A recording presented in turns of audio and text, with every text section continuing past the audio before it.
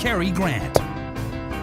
All right, good evening, everyone, on this really beautiful Wednesday evening in the great city of New Orleans. I'm Arnie Filko on Elevated Conversation, and we're excited to have you here. And my co-host, Cary Grant, decided he needed the night off. You know, you can only take so much from me, I think. But we have our...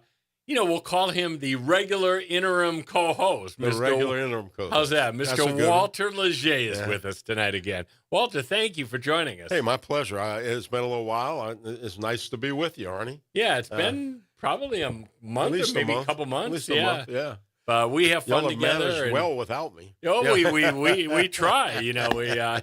The one thing about New Orleans, you kind of never run out of stories. There are always stories, aren't there? Always stories. Always. Interesting city. Yes, it is. And, as I said to you kind of as we walked into studio tonight, I mean, the news of the day, there's always like news of the day. It's got to be like breaking news. Right. So and breaking news in New Orleans today, I like to call it Bannergate. Bannergate. So that's the big news. That's the news. That's a Filko term. Okay, Bannergate. I think you should. I think you should hold on to it. I think it's something that unfortunately it may last. But we've had different gates, right? We had Watergate. Watergate started, and then of course the Saints had what was that called? Bountygate or Bountygate? No, you remember the deal with the when Saints? They got caught. Yeah. So we're used to the gate word here. Yeah.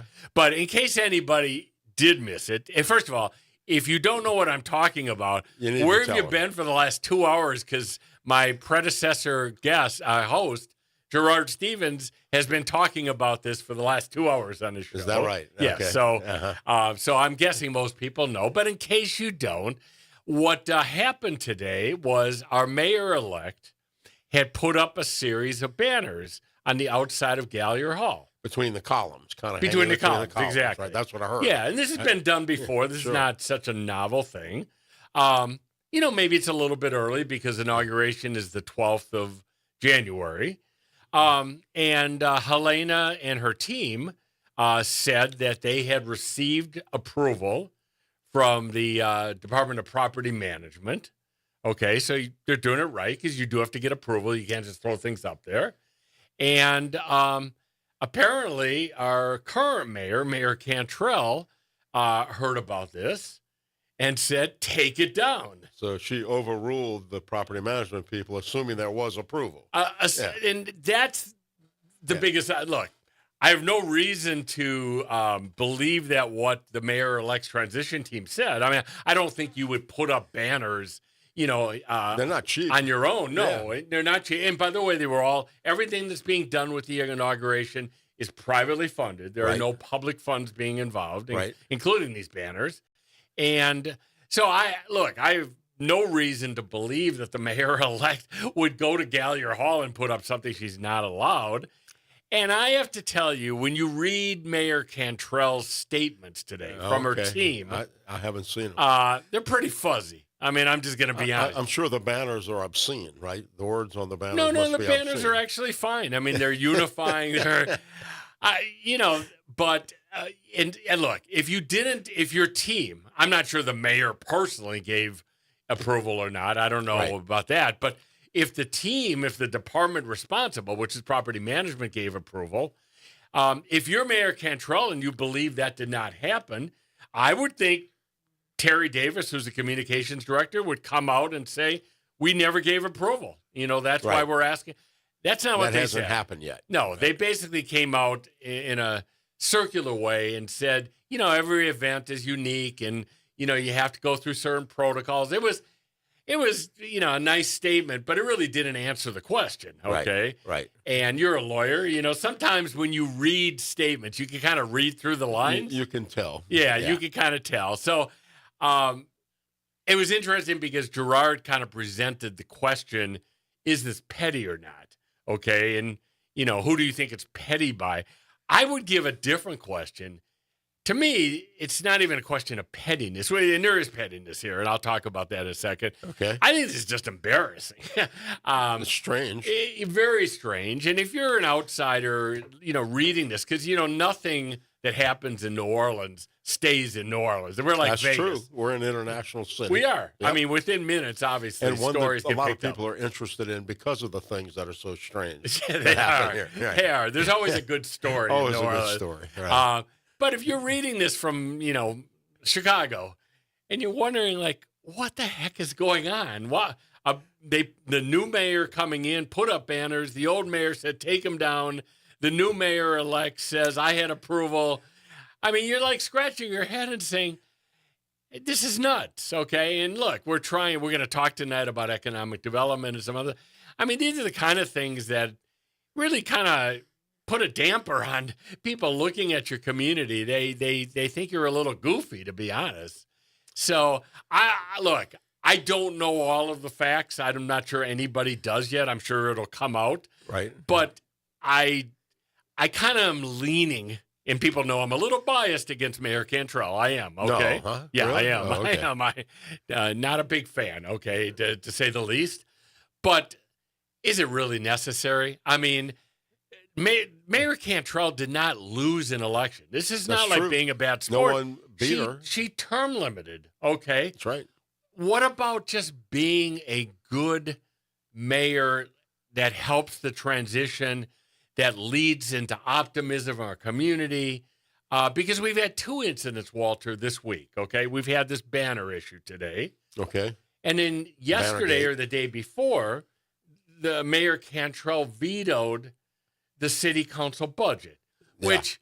That's interesting, too. Very interesting. Yeah. And by the way, as I listened to different council members, they voted 7-0, okay? It wasn't like 6-1 or 5-2. Right. They voted 7-0, and the mayor's vetoed it. So now what the council has to come back with, I guess tomorrow at its council meeting, is they will override the veto. I'm sure they will override it. They have the votes for it. And again, Mayor Cantrell's position is she vetoed the budget because she thought that the revenue streams were speculative. They were one time, wasn't sure that the new budget that the council passed would hold water.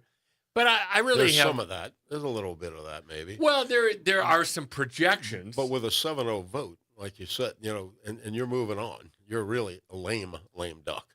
Well, you are. I mean, again, that goes to the issue of, people criticize Helena for really getting involved in a big way since October. Well, she had to get involved. Sure. You don't sit on the sidelines when you're going to take office in 90 days and say, somebody else's problem, I'll deal with it in January. Right. I don't think that's a weakness. I think that's leadership, okay? Particularly when she's a leader on the council. She's vice president of the city council. That has an impact on how things are going to occur in her administration. Yeah. Sure. And it's a little specious to me because even this revenue stuff, if people will remember on the Monday morning when the council approved the budget, before they started the meeting, they were supposed to have a meeting of what's called the Revenue Estimating Conference, which was intended, the council wanted to put its budget and projections in front of the committee. Right. So that they can endorse and sign off of the numbers. Right. And Mayor Cantrell said, no, I'm not allowing you to do that. You didn't allow me to be part of the process. I'm not going to let you do that. Well, come on. You can't have it both ways. You can't argue in a veto that the revenue projections are false and then not allow the official body of the city actually get involved in looking at those revenue projections. And examine it. Right. Exactly. Right. So a lot of this is, to quote our current city council president, right, Mr. Morrell, a lot of this is a temper tantrum. It is a mayor that is, first of all, it's clear she doesn't like a lot of the council members. We've been dealing with that now for several years. Right. I don't think she's thrilled about leaving office, to be honest. Maybe she is. I don't know. A lot of people aren't. Yeah, no. But she didn't lose. This is not she didn't get beat. It somebody that got beat. Like the president got beat last time. Exactly. Or he says he didn't, but yeah. But there's a thing called arithmetic. Yeah. This is we're not comparing January 6th to Bannergate. To Bannergate. I don't know. I hope not. We might. No, let's please, Walter.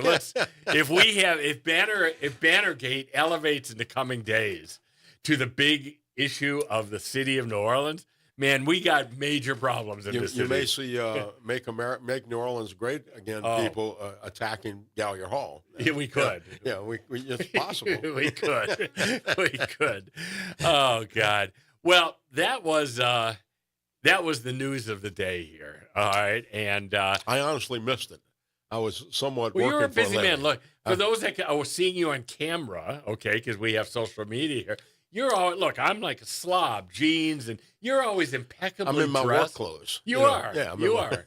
You're still a lawyer, a working lawyer to some extent. I'm right? trying to figure out how to quit, but I haven't figured that out yet. You're not going to. Yeah, I'm still working. For those that don't know Walter Leger, he is one of the great leaders of our city. Honest to God, I got to meet him 2 decades ago. He's one of the most powerful plaintiffs' attorneys, impactful plaintiffs' attorneys in the entire country. One of your biggest cases that people will remember was the tobacco litigation, right? Right. But you've been involved in many others, too. A lot of other very good lawyers, yeah. But you're always on the right side, which is trying to help. I think so. I think so, too. That's the idea. That's why we kind of went to law school. But thank you for saying those things. Do I have to pay you for the advertisement? No, you don't. I'm just envious because my first 10 years, I practiced law before I got into sports.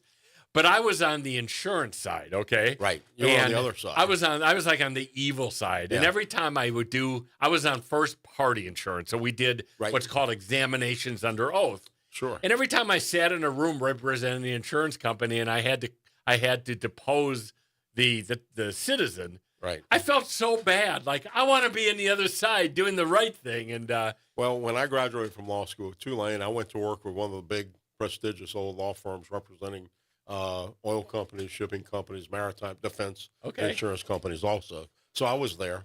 But I always empathized when we had an injured seaman or injured offshore oil worker on the other side. Yeah. I felt bad for going after the guy. Yeah. And like you're saying.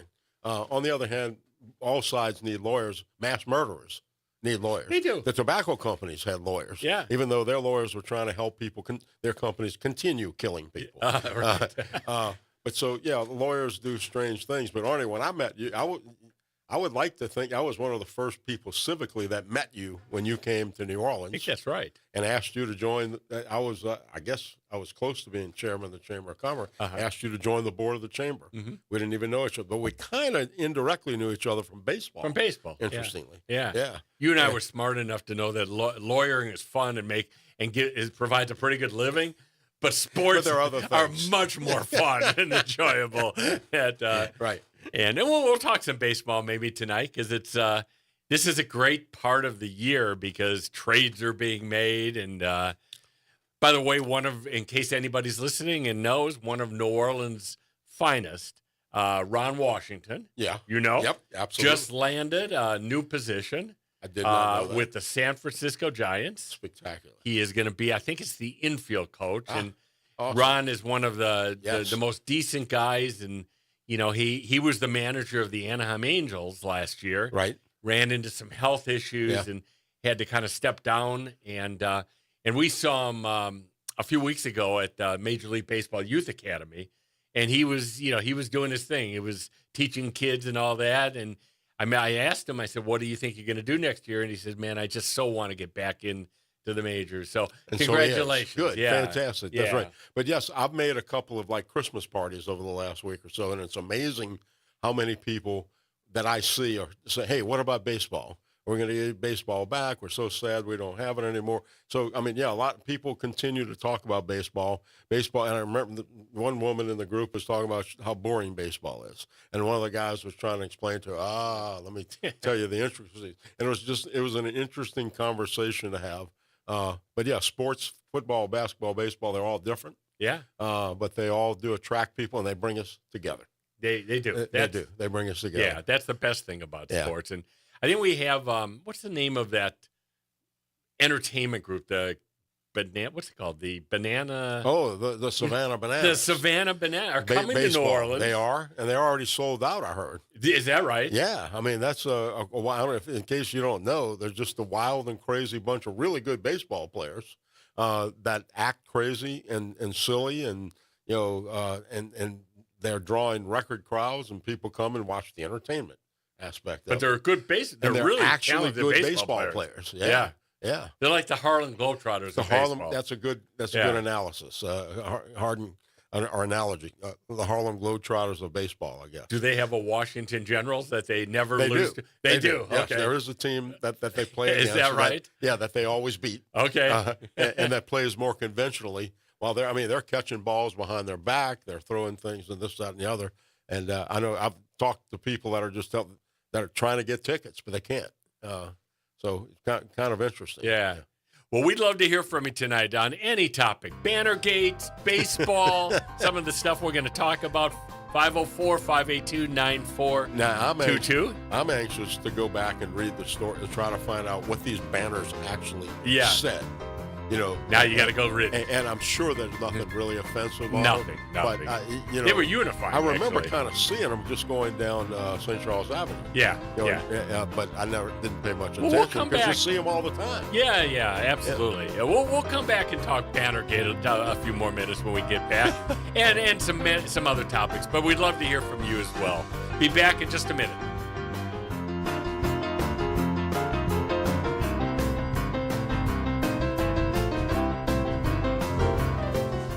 'Tis the season to be compassionate and joyful. Be sure to spend your Christmas day with us at WBOK as we bring to you 24 hours of commercial-free holiday music, beginning at 10 p.m. on Christmas Eve and all day on Christmas.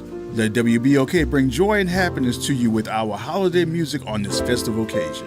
You can tune in at WBOK 1230 AM and on the World Wide Web at WBOK1230.com. Happy holidays to you and yours from everyone here at WBOK, what New Orleans is talking about.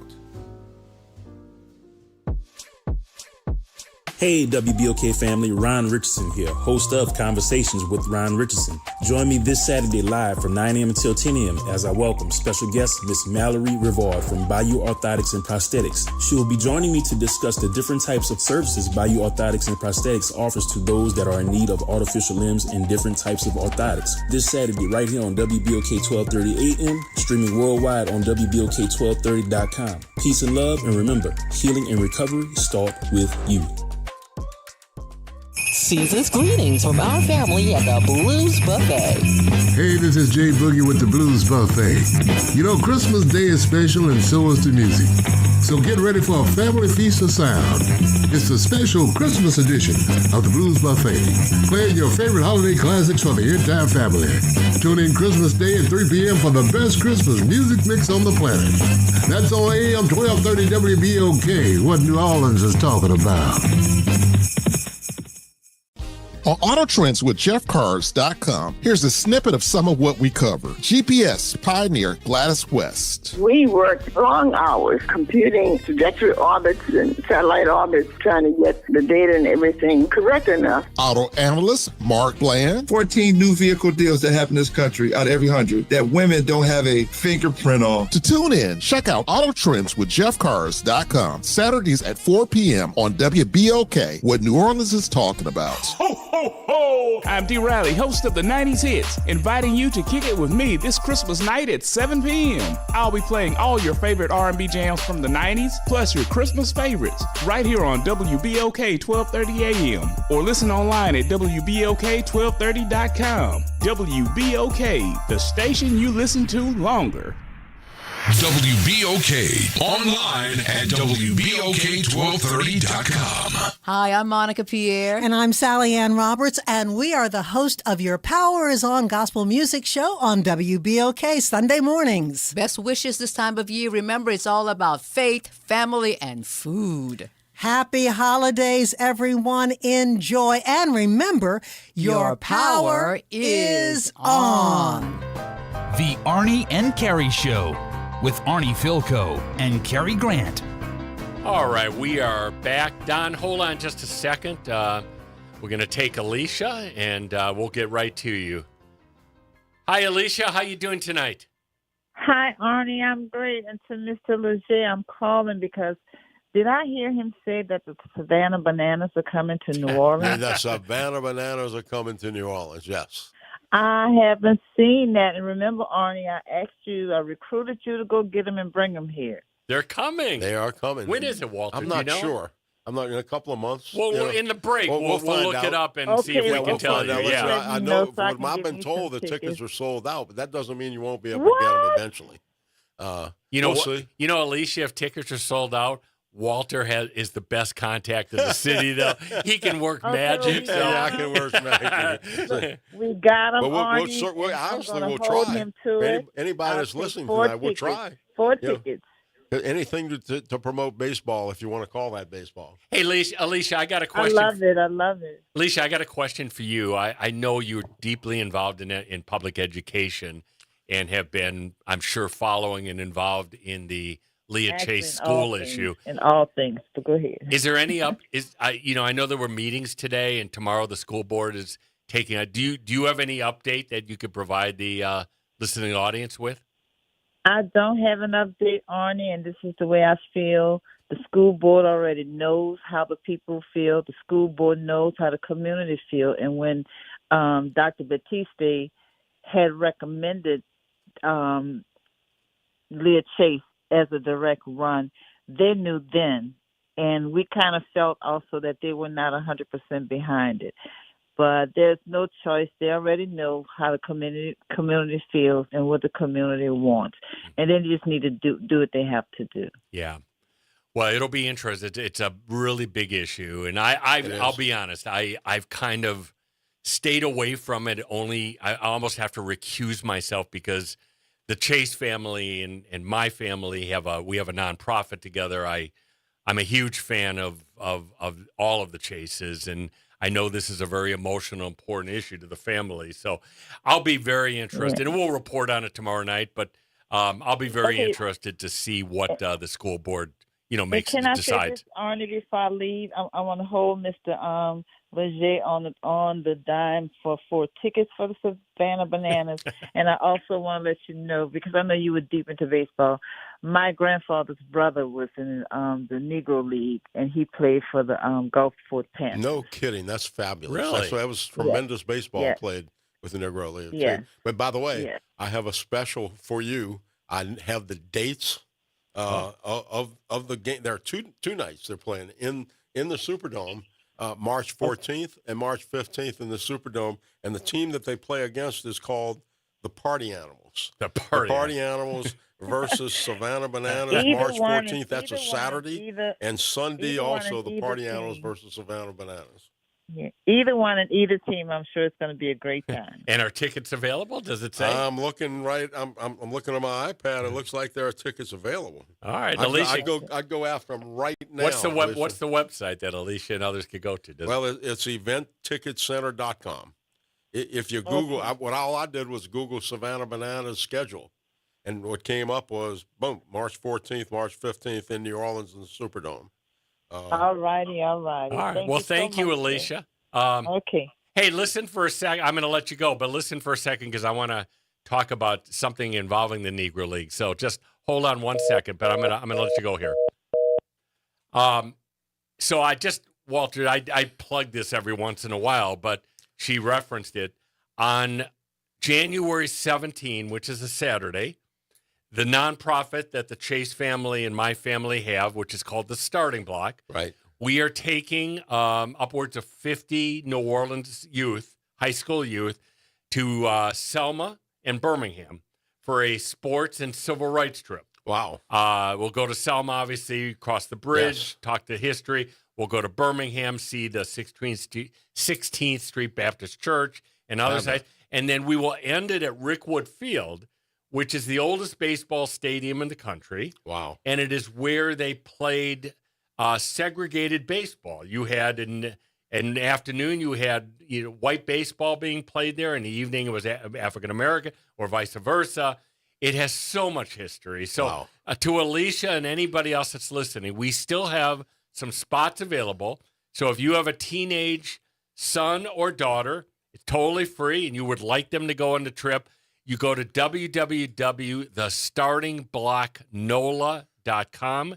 You could sign up there, and if you're an adult listening and you might want to come on the trip and chaperone, we have a couple spots for that as well. Wow. And we'd love to welcome you. So it'll be a great day, Saturday, the 17th of January, just before Martin Luther King Day.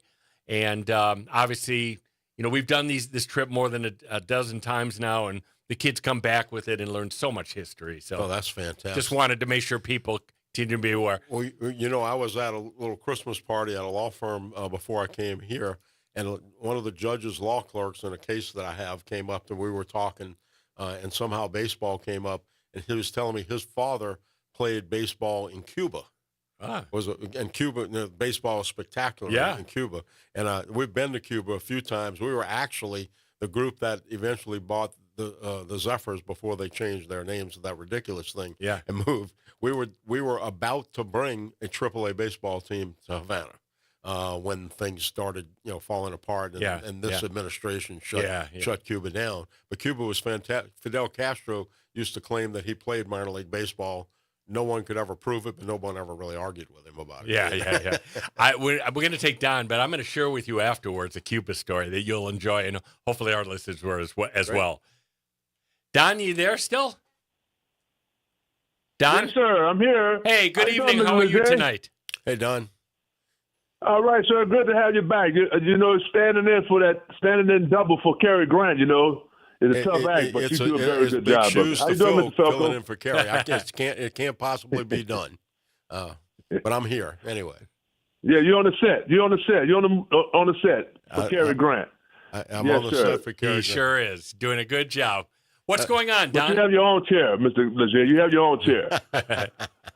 But, baseball didn't start out segregated. Baseball became segregated, as did the United States Marine Corps. They run similar parallels and timelines, the United States Marine Corps and professional Major League Baseball is called now, and because of people like Camp Anson in baseball, who was a big star in his day. He refused to play with Negro players. And so, but baseball didn't start out as segregated. Wow.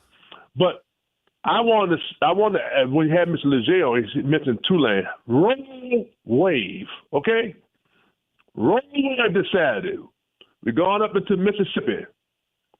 And when I was out here, Tulane Green Wave football, I think he's a doctor now, medical doctor, Dr. Rock Hannes. Absolutely. And Nicky Hall, and Elmore, and what a name, Reggie Reginelli.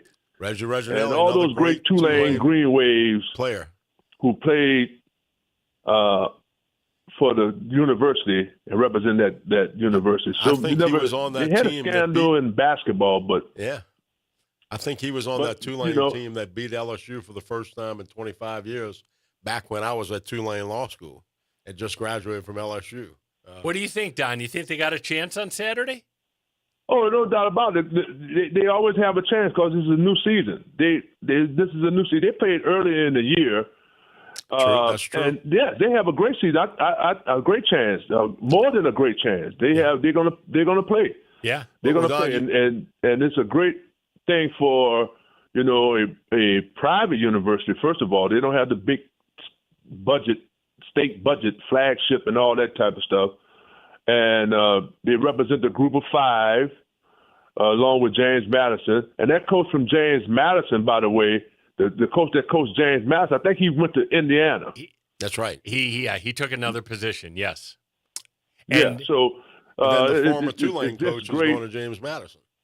Well, Summerall's going to Florida. Yeah, but there's another former Tulane coach. I think that's going to James Madison. No. I'm sorry, Napier. Napier's going to James Madison. Yeah. The guy that left Florida got fired from Florida. That's what it is. Yeah. Well, Don, I think they got a really good chance too for several reasons. One is, the quarterback, Tulane's quarterback, Jake Retzloff, when they played early in the season, he literally had just got on campus a few weeks. He was before. a real, not just a rookie, he was a real beginner. Really, the team. for Tulane, yeah. For Tulane, not a real rookie, and but yeah. Now he's had a season under his belt. And he's looked good. Also, I got to tell you, losing Lane Kiffin and not having him on the sidelines for Ole Miss is a major loss. And, if Tulane could hang in there, keep it close into that third quarter, beginning of the fourth quarter, and look how fun this would be. Think about it, just if you could dream a little bit. If Tulane wins that game, can you imagine them coming and playing in the Sugar Bowl? Oh, in New Orleans? It's hard to even imagine. It's hard to imagine. Yeah. I want you can't see it, but I'm wearing my Tulane cufflinks. And I have my Tulane Law School pin on my coat. So, although I'm an LSU guy, an LSU undergrad, we're all pulling for Tulane this week. This is New Orleans. It is. This is we're all pulling for New Orleans this week. Well, yeah, and so, but that's all I had to say really about that. Just what I want to say quickly when you brought it to my mind. What I've realized for years, I've said this in just men talk in the men cave and all that kind of stuff. I said that coaching, the players have surpassed the coaching levels. And what I mean by that, the coaching was suspect at best. You had maybe 10 good coaches in college, the big level of college football. But now I think that people look at the NIL as far as the players. But I think NIL benefits coaching because now you have to really not just worry about the players being developed, but you have to develop coaching because coaches are going where the opportunities are, even though they did in the past, more so today. And you can't hide these Bear Bryant and all these great coaches. They could hide up-and-coming coaches for years. But now you can't hide these young and bright minds of coaches, innovative coaches no more. These young coaches are ready. They're ready for prime time. They got the energy. They got the innovation. They got the connection with the players because they're not that older than the players in general. So I think it's a great time for coaching. And if the coaches maintain their professionalism and their integrity, the game is going to really take off, I think, in all sports. You got a winner for the national championship? I just said it. Go roll away. All right. Yeah. Well, that's I'll support that. I tell you what, go down to Caesars and put some money down. You could own WBOK if it goes all the way. I'll support that. I don't know if I'll put any money on that, though. Don, thank you. Have a wonderful, I'm sure we'll talk before, but have a wonderful Christmas and holiday and Happy New Year to you. Yeah, happy holidays, buddy. And I'm so sad to hear about. I know it's Hanukkah. I was so sad to hear about Rob Reiner and his wife. I mean, what a tragedy. Yeah. And what Rob Reiner and the All in the Family did for spinoffs like Maude and the Jeffersons and so many great TV actors and people, just good people. I was sorry to hear that, his own child is maybe a suspect, and it's just a great loss to society. Well, it's interesting you mentioned All in the Family because I was talking to some other people the other day about it. All in the Family to our generation was the first time on television and entertainment that there was really a debate about racial tensions and feelings and other things. When Meathead would argue with Archie, Archie, the guy that a lot of us grew up with and grew up around, and Meathead coming out. It was really an interesting, controversial debate at the time. It was, but it was eye-opening. It was open. It opened a lot of people's minds, and that was Rob Reiner, right? And Carol O'Connor. Yeah. Carol O'Connor's real-life son struggled with drug addiction for years, so he was a empathetic and compassionate father. So just sad to hear that kind of stuff. It's a sad story, and to be honest, it puts a spotlight on some of the mental health issues we have in our country right now, and such. But I have to tell you, just before you leave, whenever I think of Rob Reiner, when I go to New York, I like to go to Katz's Deli. If you've ever not been to Katz's Deli, famous deli on the Lower East Side, it's where they filmed Harry Met Sally. Harry Met Sally. And the scene, if you remember, where they're eating like the corned beef and having sexually. It is one of the classic and the mother scenes. Says, I'll have whatever she's having. Exactly. Yeah, exactly. The exact right. Robert, And Rob Reiner was the son of Carl Reiner. Dick Van Dyke, who was very prominent in the civil rights movement. And also, he was once married to Penny Marshall, Laverne and Shirley, Gary Marshall, and all them people, the Happy Days and all that.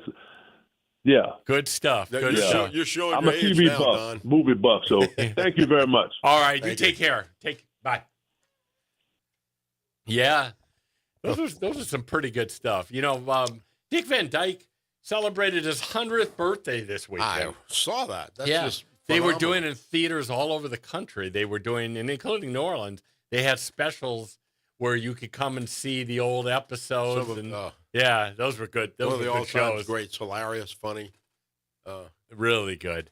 Well, you want to transition a little bit? Sure. Let's.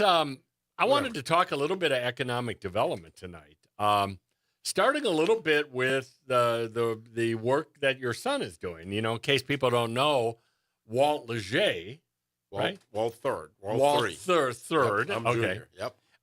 Is the CEO of New Orleans and Company, which is our tourism industry here. Right. And they came out with what I thought was a really interesting and very smart plan. Apparently the last master plan for New Orleans and Company, which used to have a different name, I think. It used to be right? the New Orleans Convention and Visitors Bureau. Right. Right. That was what Steve Perry headed it for many years. And actually, Steve Perry recruited my son. Okay. And Steve Perry and I were in college together. Tells you how generational shifts. But he was head of convention, and they changed the name at the end of Steve Perry's administration. But and they also combined Mark Romig, brought his group in, and combined all of the tourism groups together. Right. So there's a very concerted effort, large effort. Quite a staff that goes all over the country to recruit conventions. Yeah. And speaks on behalf of the hotels, motels, restaurants, and the whole tourism, and all over the world, which is all over the world. Yeah. And New Orleans, of course, some people knock it, but it's one of our great industries. Creates a lot of income, a lot of employment, and certainly has made New Orleans famous. Yes. And tourism. I mean, yes. the tourism aspects, and we've been rated, by a number of magazines and as one of the top that restaurants, eating, neighborhoods, etc. Well, what I loved about your son's plan, and he led it, is they took basically the 2009 master plan, right, which focused on tourism, more X's and O's of tourism, Correct. How to get groups coming here, et cetera, Right. et cetera. And the new plan that they put forward was much more holistic and comprehensive, and really dealt with how do you make sure the industry stays healthy. And one way you keep the industry healthy is you keep the people healthy. That's right. Okay. The workers and the employees and the executives. That's right. You make sure that they have good health insurance. You make sure that they have good housing, transportation, other things that present a quality of life that allows them to be successful in the industry, which in return, keeps our hotels and conventions strong as well. I thought it was really a brilliant way to approach this because, look, we know, and I'm sure we have a lot of people that work in the hospitality industry listen to this show, it's hard. I mean, a lot of these folks are working paycheck to paycheck. Absolutely. They have multiple jobs. It's hard to get to downtown New Orleans at times, transportation-wise. Yes. So I think this was really a brilliant way to both show an appreciation for the people that make this industry go, and to make it a platform leading into the future success. Well, it's certainly a recognition of the importance of the people themselves. That it's not buildings, it's not just the French Quarter. That it's the way people in the industry respond to our visitors, and we want to keep those people. We want to nurture them. We want to help them grow. Yeah. And help them better their own lives and the lives of their children as well, like we do in every other industry, in every other business that we run. Tourism is a little rougher at times, because of the whole pay scale and everything else. But they're these people that work in the industry, they're the best ambassadors we have. They're on the front lines, and how somebody that maybe in housekeeping, how they respond to a guest who may have that guest will either remember it as a very positive experience or a terrible experience. That's absolutely right. And I'm not sure that the people that face the public waiters and hostesses and hosts and stuff are trained, or if they're recruiting people who have the kind of personality that wants to be helpful. Yeah. And because I see it every time I go to a restaurant, it impresses me how many really nice, friendly, helpful people there are there.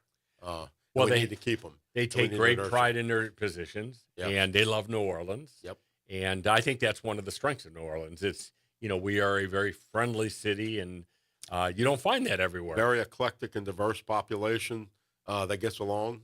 Yeah. And right. And it has a great deal of pride in what we do and who we are. Yeah. That's true. So just if you pass it along to your son, I definitely will. Yeah. I think it's, first of all, he's a terrific leader. Well, thank you. He's got a father you got to question every once in a while, but thank God he takes after his mother. Okay.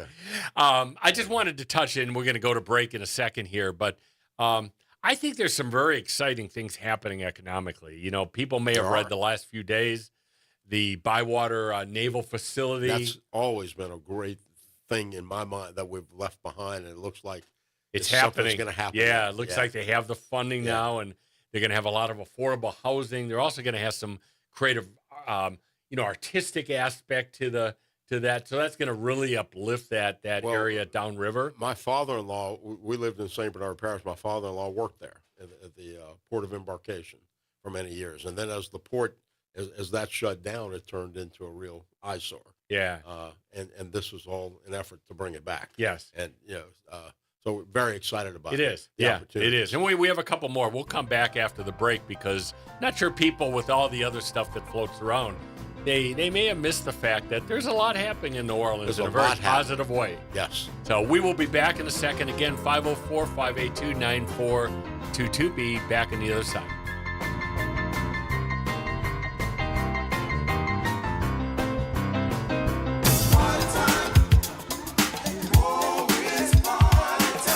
That's right. It's party time each and every Sunday night at 7 p.m. on WBOK. It's the Throwback Throwdown with DJ Wick as he brings you the best in old school from the 70s, 80s, 90s, and the early 2Ks. Plus, the party goes to another level at 9 p.m. with the Throwback Throwdown Party Mix to round out the night. It's the Throwback Throwdown Sunday nights at 7 p.m. on WBOK and on the World Wide Web at WBOK1230.com. On last week's From the Press Box to Press Row with Donald Ware. Deshaun Jackson should have been the coach of the year. He was. But if it wasn't Deshaun Jackson, I think it should have been Tremaine Jackson. He's played in big games. He was in the Division II National Championship game, had Valdosta State there last year. I think Chennis Berry, his staff, learned some lessons from last year in the Celebration Bowl against Jackson State in terms of the magnitude of the game. And I think that's where South Carolina State also has an advantage. I think this is going to be a close football game, but I'm going to go with the Bulldogs over Prairie View A&M. From the Press Box to Press Row is one of the hottest sports talk shows in the country.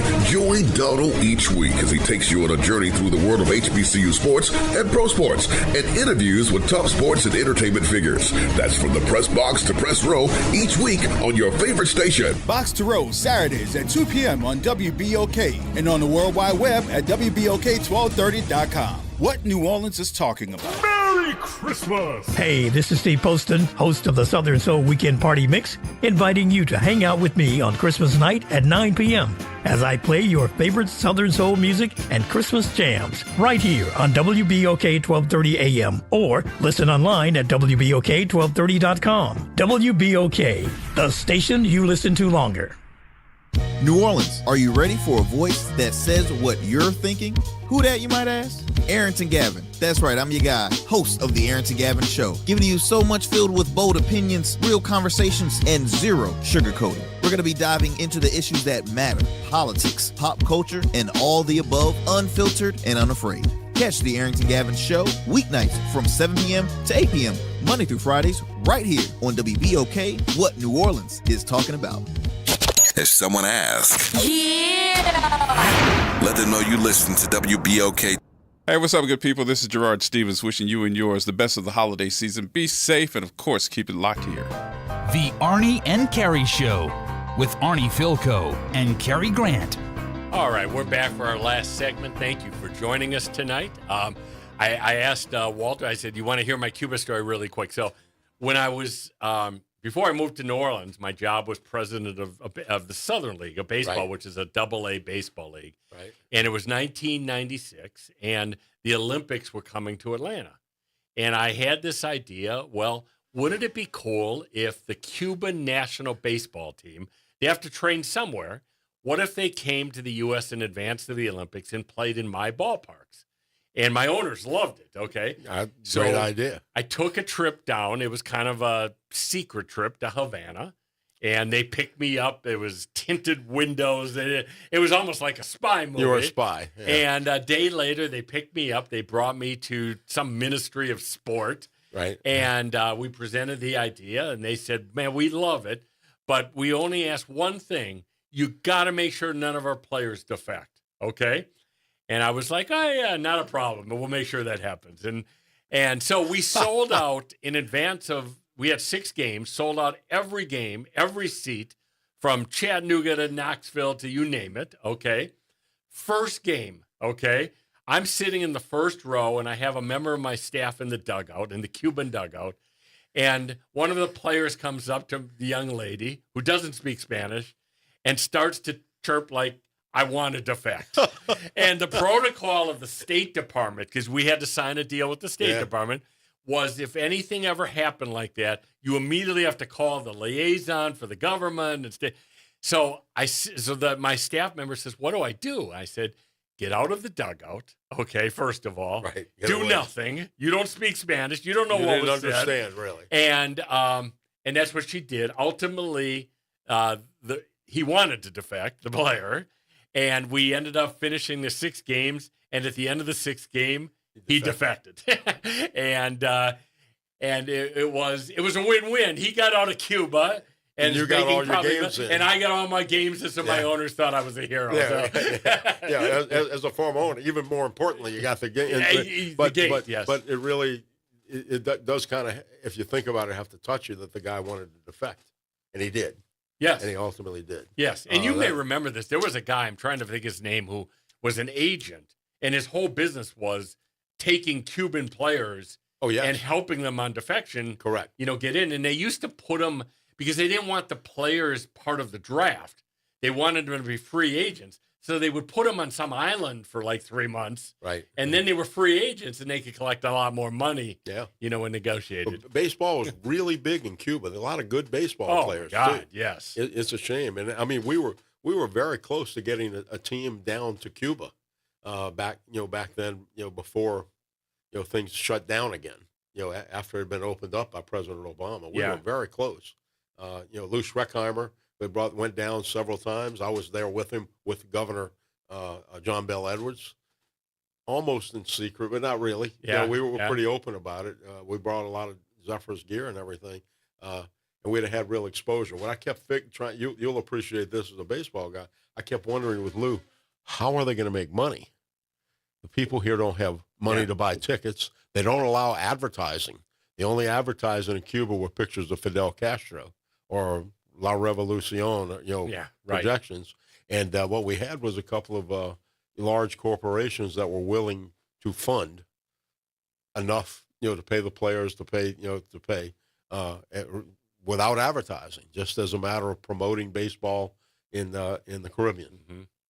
So interesting times. I still wonder. I actually have a Cuban baseball cap with the C. Yeah. It was. Those were collection items.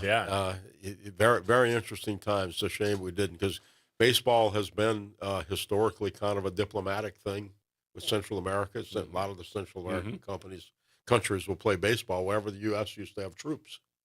The other countries are big soccer. Where the U.S. had troops.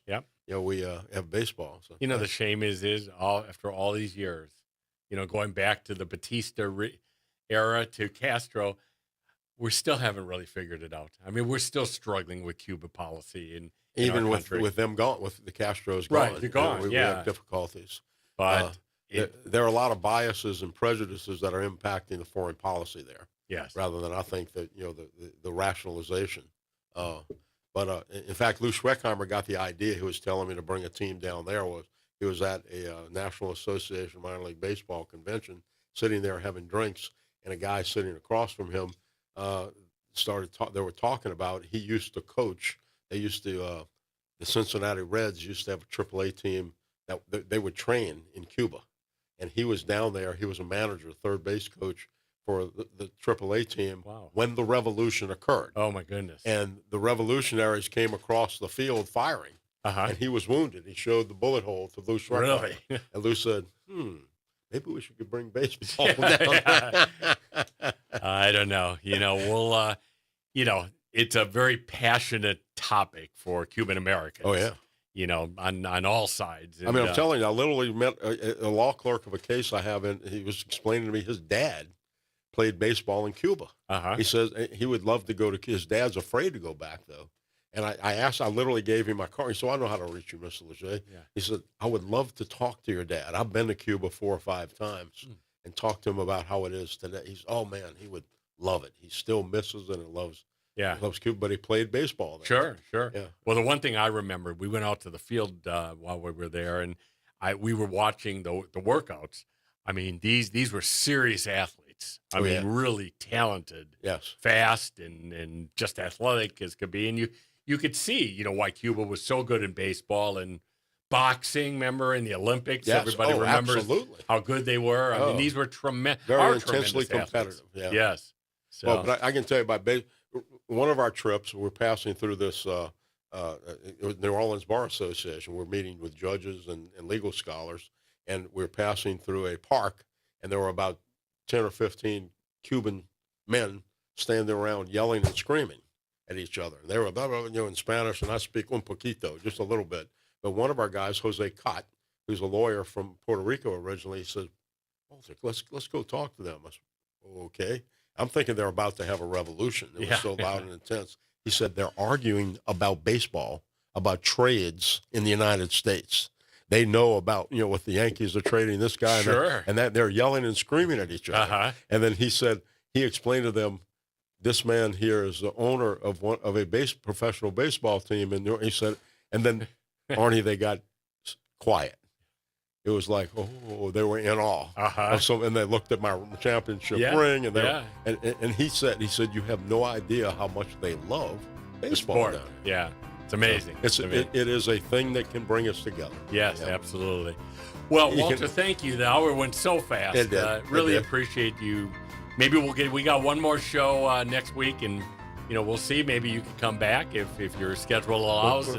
Whenever you need it. Yep. I just can never fill in for Cary Grant, really. Yeah, those are big shoes. But my wife always tells me, she says, that guy's really smart. I said, hey, what about me? Yes. She said, yes, okay. he is very smart. And Arnie, too. Arnie and he are very smart.